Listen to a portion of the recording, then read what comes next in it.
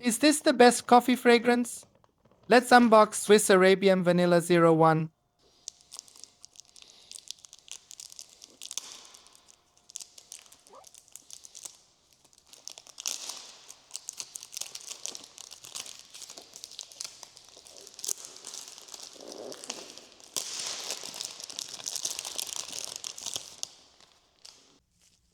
Nice box and packaging, clean bottle.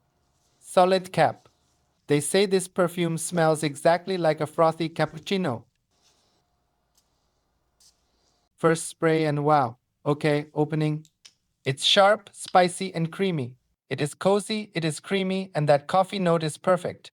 If you want to smell edible this winter, you need this. Like and subscribe if you want the detailed review.